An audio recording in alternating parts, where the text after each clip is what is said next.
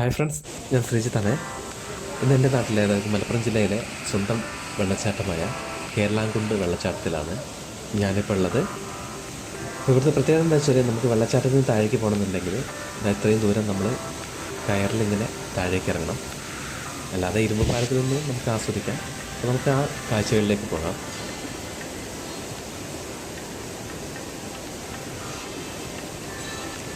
മലപ്പുറം ജില്ലയിലെ കരുവാരക്കുണ്ടിൽ നിന്ന് ഏകദേശം 8.5 കിലോമീറ്റർ മാറിയാണ് ഈ മനോഹരമായ വെള്ളച്ചാട്ടം സ്ഥിതി ചെയ്യുന്നത്.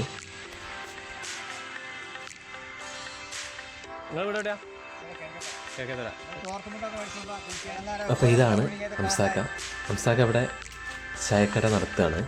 ചായക്കട മാത്രം കേട്ടോ, അത്യാവശ്യം എല്ലാ സ്റ്റേഷനറി സാധനങ്ങളും ഇവിടെ തന്നെ ഉണ്ട്.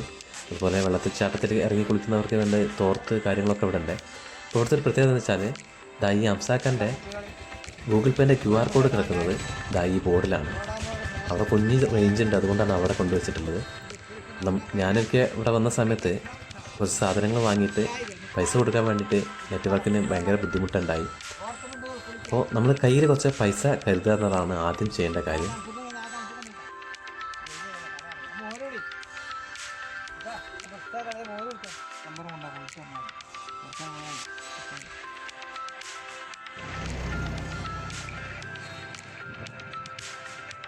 ഇവിടെ നെറ്റ്വർക്കിന് വേണ്ടിയിട്ട് ഈ ബോർഡിൽ ഇങ്ങനെ പൊക്കി പിടിക്കണം കേട്ടോ ഫോണ്.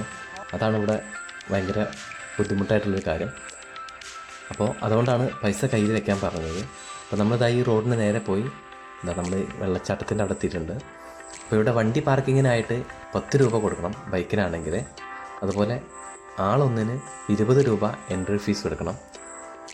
അതെടുത്ത് കുറച്ച് താഴേക്ക് ഒരു ഓഫ് റോഡായിട്ട് കുറച്ച് നടന്നു പോകാനുണ്ട്. അപ്പോൾ ഇതാണ് ആ റോഡ്.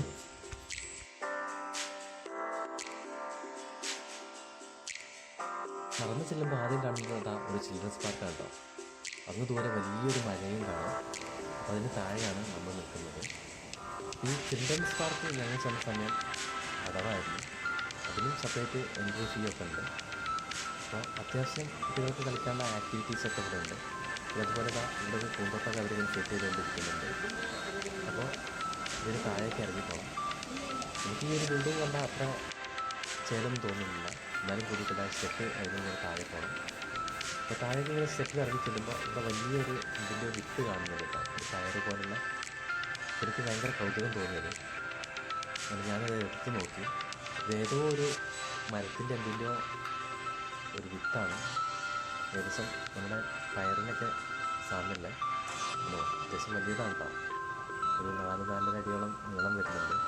അതുപോലെ ഒരു പിരിഞ്ഞൊരു വള്ളിയൊക്കെ അവിടെ ഇങ്ങനെ സെറ്റ് ചെയ്ത് വെച്ചിട്ടുണ്ട്. അപ്പോൾ നമുക്ക് ഇനി ഇവിടെ താഴേക്ക് സ്റ്റെപ്പ് ഇറങ്ങിപ്പോകാം. സ്റ്റെപ്പ് ഇറങ്ങിപ്പോയാൽ ഇങ്ങനൊരു വഴിയാണ് താഴെ ചെല്ലുന്നത്. അവിടെ ചെറുതായിട്ട് മെയിൻ്റെനൻസ് വർക്കൊക്കെ നടക്കുന്നത്.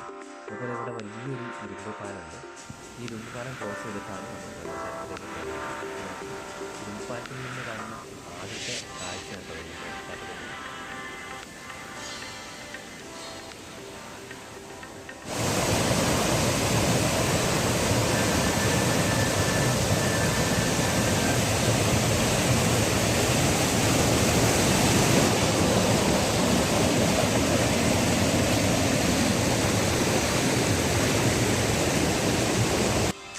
അങ്ങനെ ഞാൻ ഈ ഇരുമ്പ് പാലം ക്രോസ് ചെയ്യുകയാണ്.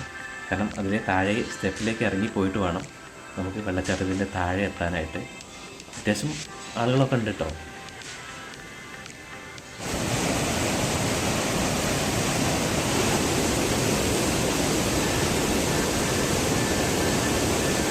ഈ വെള്ളച്ചാട്ടത്തിൻ്റെ ആഴത്തിനെ കുറിച്ച് വ്യക്തമായ ഒരു കണക്കില്ല. ഏകദേശം 1500 അടി എന്നാണ് ഇവിടെ എഴുതപ്പെട്ടിട്ടുള്ളത്. അങ്ങനെ നമ്മൾ ഈ ഇരുമ്പ് പാലം ക്രോസ് ചെയ്തിട്ട് ഈ സ്റ്റെപ്പുകൾ ഇങ്ങനെ താഴേക്ക് ഇറങ്ങി പോകണം.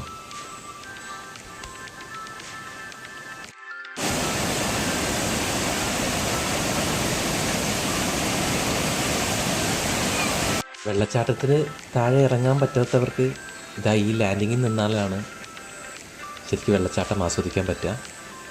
അതുപോലെ ഒത്തിരി താഴേക്ക് ഇറങ്ങിപ്പോയാൽ നമുക്ക് റോപ്പ് വഴി താഴേക്ക് ഇറങ്ങാൻ പറ്റും.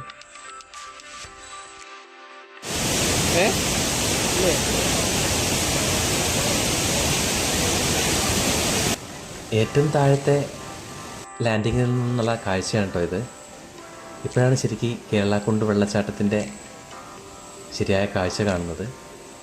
ഇവിടെ അടുത്തെവിടെയോ താമസിച്ച് നിന്ന് പഠിക്കുന്ന ഒത്തിരി കൂട്ടുകാരുണ്ട് ഇവിടെ കുളിക്കാനായിട്ട് വന്നിട്ടുള്ളത്. അപ്പോൾ ഇനി താഴേക്ക് ഇറങ്ങുകയാണ്. വലിയേട്ടൻ ആദ്യമായിട്ട് താഴേക്ക് ഇറങ്ങിയിട്ടുണ്ട്. ഇനി അടുത്തത് എൻ്റെ ഊഴാണ്. അപ്പോൾ ഇവിടേക്ക് താഴേക്ക് ഇറങ്ങാമെന്ന് വെച്ചാൽ ഇതാ വലിയൊരു വടം കെട്ടിയിട്ടുണ്ട്. അതിൽ പിടിച്ച് പാറയിൽ ചവിട്ടി വേണം താഴേക്ക് ഇറങ്ങാൻ. നല്ല വഴുക്കുള്ള സ്ഥലം കേട്ടോ, അതുകൊണ്ടാണ് ഈ റോപ്പ് ഇങ്ങനെ കെട്ടിയിട്ടുള്ളത്. പിന്നെ മാത്രമല്ല, നമ്മുടെ നാട്ടിലെ പോലെ ചെങ്കല്ലല്ല, കരിമ്പാറയാണ്. അതുകൊണ്ട് തന്നെ നല്ല സ്ലിപ്പാവാൻ സാധ്യതയുണ്ട്. അപ്പോൾ വളരെ ശ്രദ്ധിച്ച് വേണം താഴേക്ക് ഇറങ്ങാനായിട്ട്. ഈ താഴെ ഇറങ്ങിയിട്ട് മേലേക്ക് നോക്കുമ്പോഴാണ് നമ്മൾ ആ വെള്ളച്ചാട്ടത്തിൻ്റെ മനോഹാരിത ശരിക്കും നമുക്ക് ആസ്വദിക്കാൻ പറ്റുക. അതിന് വേണ്ടിയിട്ടാണ് താഴേക്ക് ഇറങ്ങുന്നത്.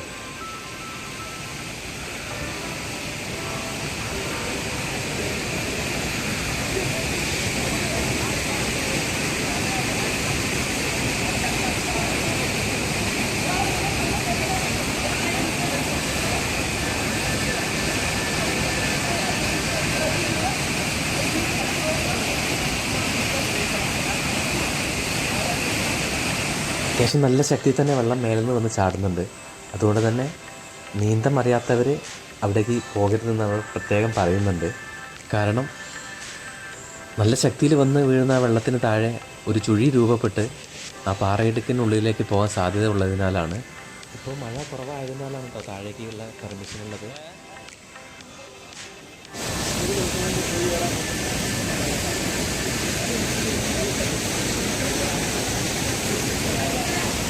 നേരത്തെ പറഞ്ഞ സ്കൂൾ കുട്ടികളും പിന്നെ അതുപോലെ കോഴിക്കോട് ഭാഗത്തുനിന്ന് വന്ന കുറേ ഏട്ടന്മാരാണ് ഇപ്പോൾ കുളിച്ചുകൊണ്ടിരിക്കുന്നത്.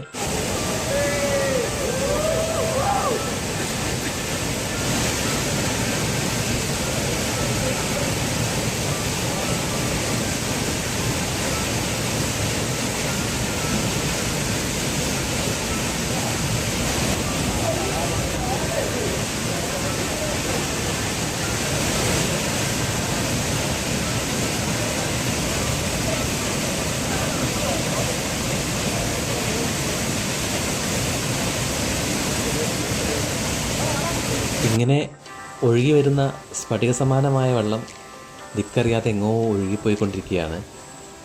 നമ്മുടെ കാഴ്ചയ്ക്ക് അപ്പുറത്തേക്കാണ് ഇതിൻ്റെ ഒഴുക്ക്.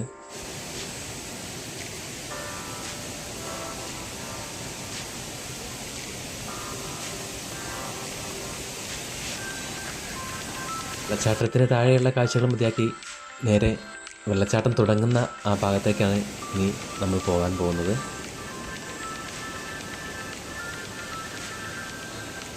വെള്ളച്ചാട്ടത്തിന് കുറുകെയുള്ള ആ പാലത്തിൻ്റെ വലത്ത് ഇറങ്ങി കുറച്ച് ദൂരം നടന്ന് വേണം ഈ വെള്ളച്ചാട്ടം തുടങ്ങുന്ന സ്ഥലത്തേക്ക് എത്തിപ്പെടാനായിട്ട്. അപ്പോൾ ഇവിടേക്ക് പോകുമ്പോൾ വളരെ ശ്രദ്ധിക്കണം. കാരണം നല്ല അഴുക്ക് പിടിച്ച് നിൽക്കുകയാണ്. അതുകൊണ്ട് തന്നെ നന്നായിട്ടുള്ള വഴുതലുമുണ്ട്.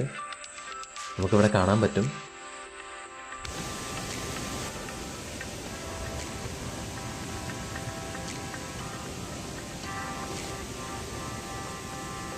ഈ പാറയിൽ ചവിട്ടി കാട്ടുവള്ളിയിലൊക്കെ പിടിച്ചിട്ട് വേണം കേട്ടോ ഇങ്ങോട്ട് കയറാനായിട്ട്.